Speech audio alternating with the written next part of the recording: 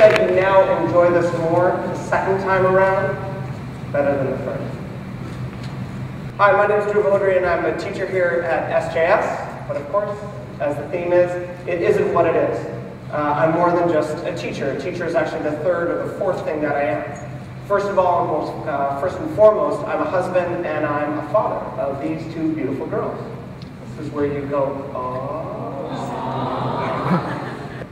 Now, because I have two kids, I go to a place that I didn't go to a lot in my 20s or even my early 30s when Tegan was just a baby, and that is a children's library. I didn't go there a lot in my 20s. But of course now I go there all the time, and we go take out books. And we go through the ritual of reading stories to our kids before bedtime. And it's a ritual that I'm revisiting because I remember my parents doing that with me. And it's really nice to be able to do that, because on one hand, I get to revisit characters that I knew as a kid. And on the other hand, I get to be introduced to new characters that I never knew before. And two of our favorite characters in our family are Elephant and Piggy. And if your parents probably know Elephant and Piggy very well. Elephant and Piggy are the creation of Mo Willems, who's an award-winning children's author. He wrote the Knuffle Bunny series and the Pigeon series of books.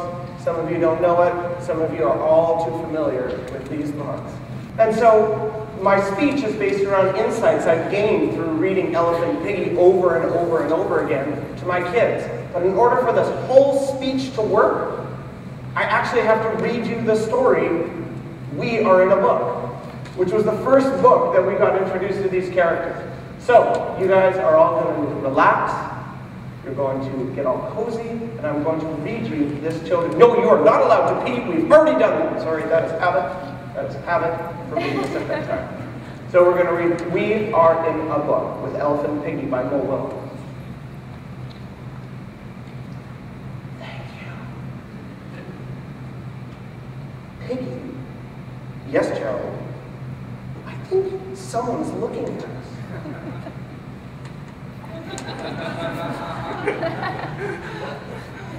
Someone is looking at us. Who's looking at us? A monster? No, it is a reader. A reader is reading us. How is a reader reading us? The reader is reading these word bubbles. We are in a book. We are in a book? That is so cool! We're in a book, we're in a book, we're being read, we're being read. Oh, I have a good idea. I can make the reader say a word. You can make the reader say a word? I can. If the reader reads out loud. That is a good idea. That is a funny idea. Here I go. Banana. Did you hear that? The reader said banana. Oh, the reader said it again. It's really maniacal when I do that at that time. Oh, banana. So funny. Do you want to turn before the book ends? Ends? The book ends?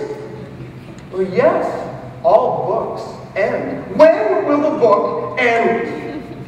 I will look. Page 57. Page 57 is page 46 now. Now it's page 47. The book is going too fast. I have more to give. More words, more jokes, more bananas. I just want to be read. I have a good idea. That is a good idea. Hello, will you please read us again? I hope this works. The end. And that's what I want to talk about today. Because it isn't what it is. I feel that too often, children's literature is castigated to the side as something you read in your youth or you read to youth. And only in one of those two realms. And I don't think that's very fair. In fact, I think it's a shallow disregard for what children's literature can do for you at many stages in your life. I feel that when you look at Elephant and Piggy, you can learn something about yourself. Now, I've read Elephant and Piggy not once, not twice, not 50 times, 101 times considering I just read it there. And every parent knows this. So there's so many nights that I would stare at the page and I would see these two characters on an empty stage contemplating what is their own meaning. What is their own mortality?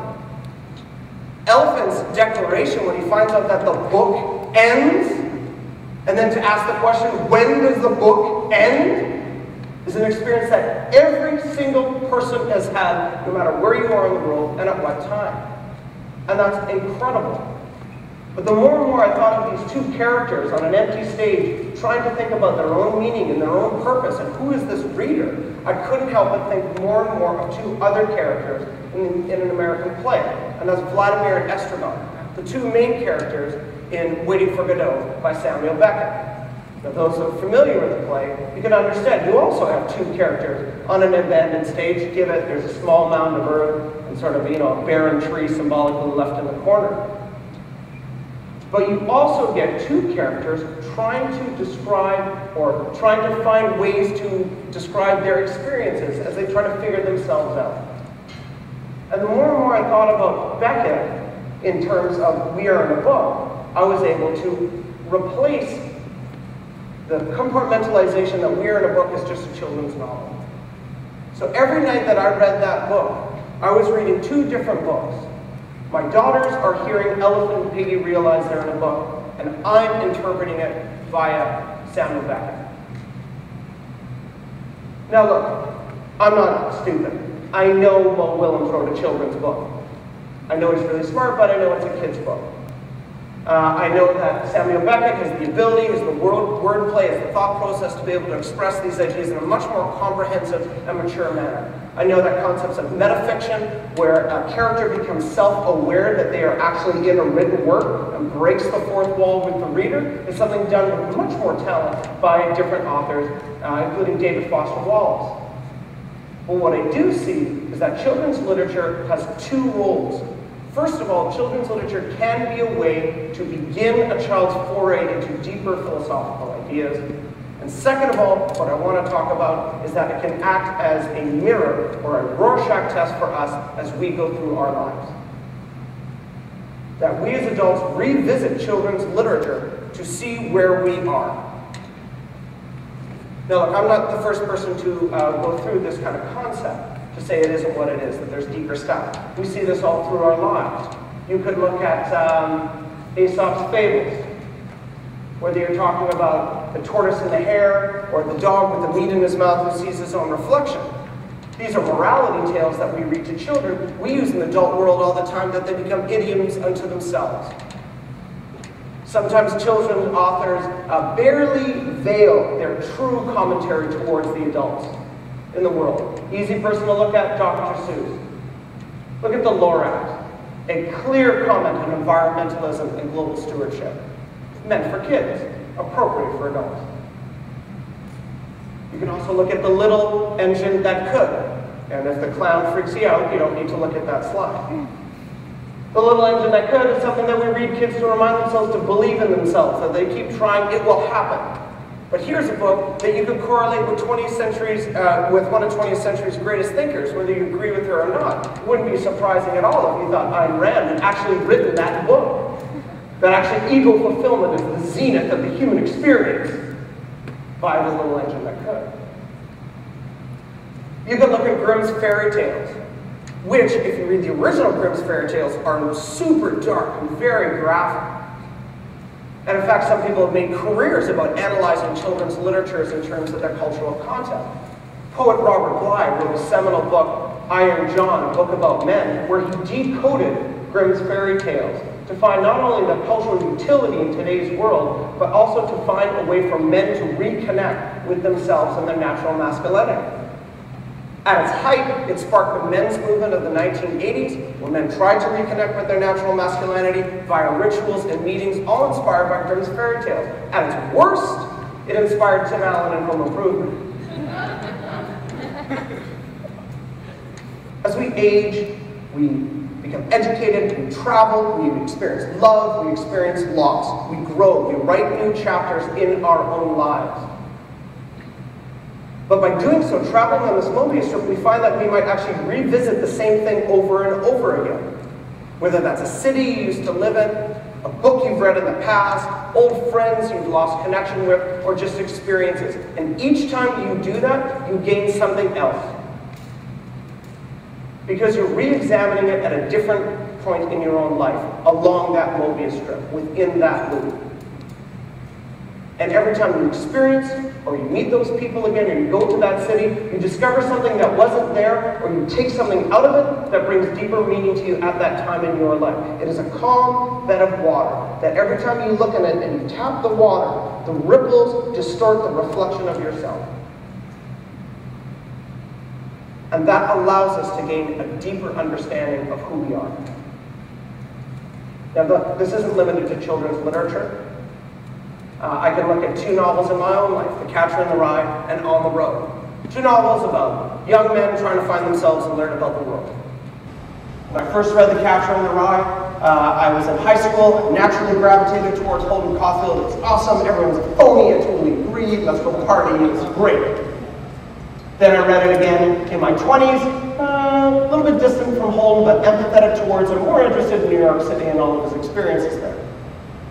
I read the book a third time in my late 20s, and I was amazed how much distance I had from Holden. I had no empathy for him anymore. I saw him as a cheap archetype of adolescence that I turned the page on a long time ago. With On the Road, I read it twice, once when I was 19. The experiences of Dean and Sal were everything that I wanted. I wanted to get in a car, go with my friends, travel across Canada, and just take in everything I could all at once. And the rhythm of the writing blew me away. I read it again later in my 20s. I loved the writing, but the characters didn't have the connection to me anymore. I found Dean to be a selfish father, and I found Sal as Kerouac to be a tragic alcoholic in waiting.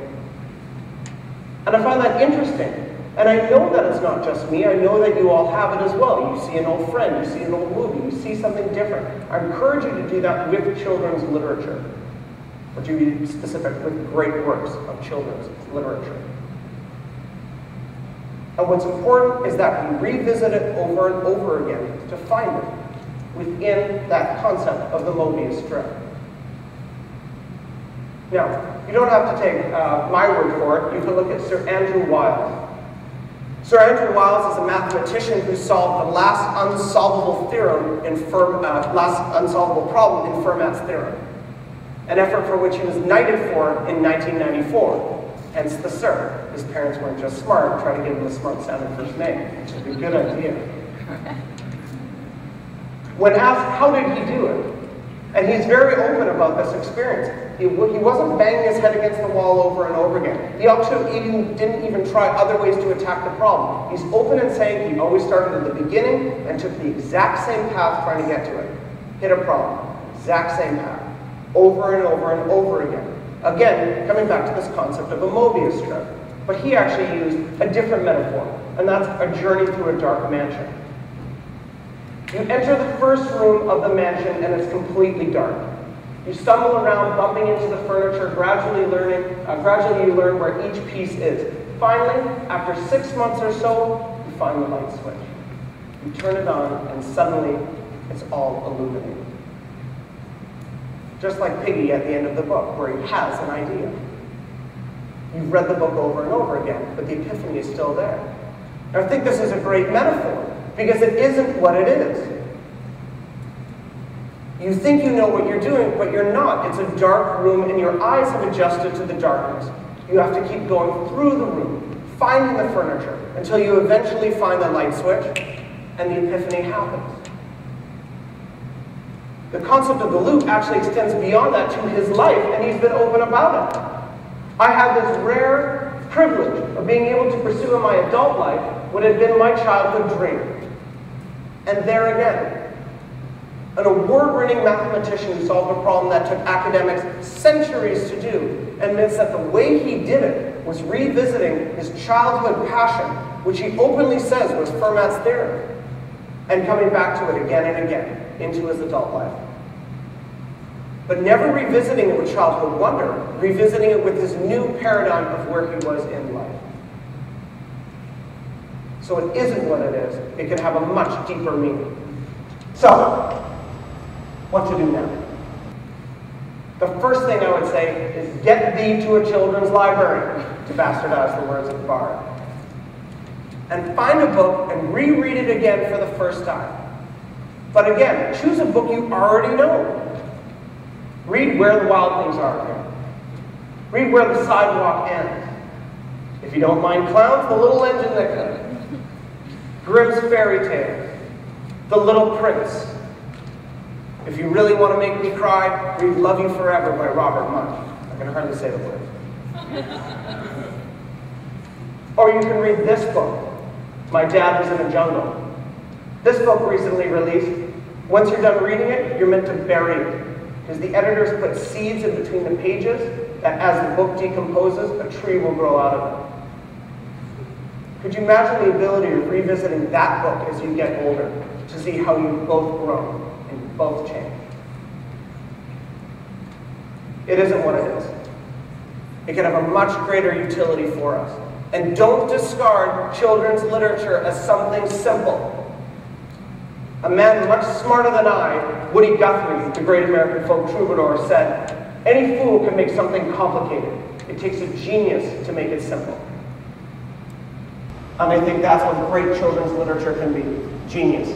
A good book is a good story. A great book has a message about humanity and meaning and understanding that applies to you no matter where you are in the world, no matter your gender, no matter your identity, no matter your language, and most importantly, no matter your age. It is still relevant. This brings me to the end of my speech. But, just like Piggy, it isn't what it is. Piggy began his speech at the end, and I'd like to end my speech at the beginning, hoping that you rewatch this speech on YouTube, so I can say, I hope that you now enjoy this more the second time.